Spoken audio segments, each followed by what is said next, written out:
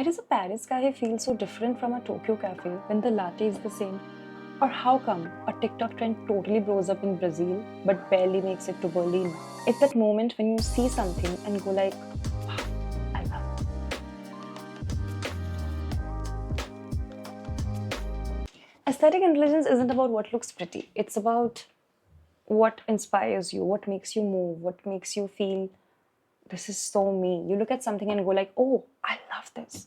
That's aesthetic intelligence. It's partly the reason why you choose one brand over another. It influences everything from your favorite brand to your favorite playlist. It's instinct, taste, emotion, and honestly, it's a superpower. What you find stylish, it's shaped by your culture more than you think. Example, Japan, clean minimalism. India, vibrant colors, intricate pattern. West, nostalgia of Y2K fashion and sleek modernism. Whether you believe it or not, even memes influence your taste.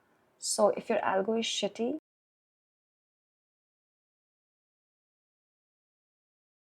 now let's come to how to build your aesthetic sense. You should observe a lot of colors, textures, sounds, how they make you feel. In this process, make sure to not get influenced by anyone.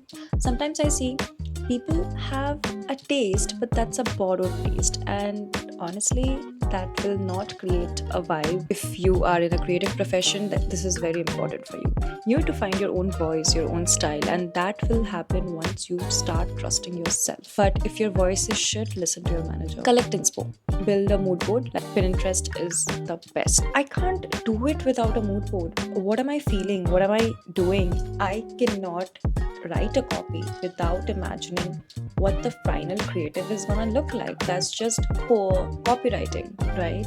So to visualize it, Pinterest is a dream for any creative professional. Okay, I will first go and create a private folder on Pinterest. GPT after that, actually, yeah.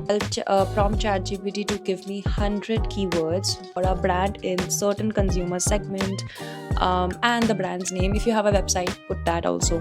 It always works. Once you have that, you can't be searching all 100 keywords. You need to have an eye to pick up, okay, which are the ones I need, shortlist them, yeah, search the keyword and whatever the images that you're getting, right? Keep adding them to your folder. You start doing that, you will realize that I am at a better place than I was before. You need to have a vision for the brand. Like, you know what is stereotypical, but when you bring in something new, that's the value that you are adding, and that's not the job of the Pinterest thing to do. What's your voice? What's your value? Which brings me to my third point, play. Now, play is where you edit and style and mix things up a bit.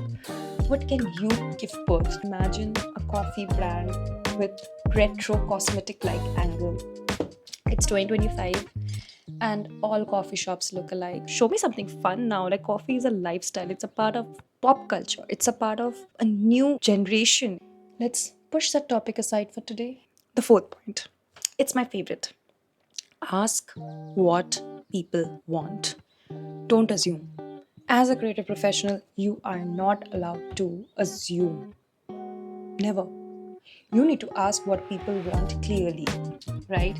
And those people are not your brand managers. Those people are real people who are gonna use your product. And study the great people.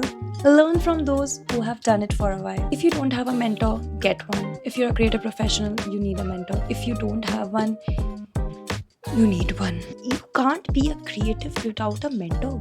Ask what people feel. Empathy is always equals to growth.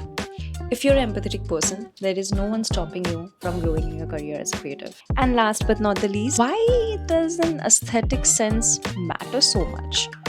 Well, whether you're a creative or a non-creative, aesthetic sense matters a lot.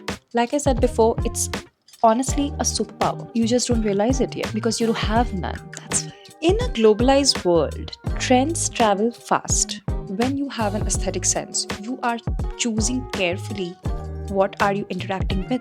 You have an empathy of thinking, okay, maybe this particular piece of thing doesn't affect me, but it does affect someone somewhere. Just makes you more kind. May sound that, oh, okay, aesthetic intelligence is so superficial, but how does it affect empathy? Because you're thinking more from the perspective of how you are expressing yourself, how you are interpreting whatever is placed in front of you. You need that intelligence to make a judgment, to recognize really celebrating culture, or are we just copying aesthetic sense? I'll give you an example of this. When you don't have aesthetic sense, and have you seen the 2000s Hollywood movies where Indians are portrayed with a weird accent? In Harry Potter, the two girls, they wore what the heck to the ball? I don't understand till date. What was a stylist thinking? I don't understand. When you don't have aesthetic intelligence, you really don't have empathy to understand. And as a creative professional or not, that is sort of dangerous and offensive, frankly. Hey guys, I'm Sairi, and this is my first episode. Please like, subscribe, whatever the drill is. Since I was a kid, I always wanted to be in front of the camera, but I really did not think this is how it's gonna be, honestly. See you soon. Subscribe. All things pop culture, aesthetics, and how the internet shapes us.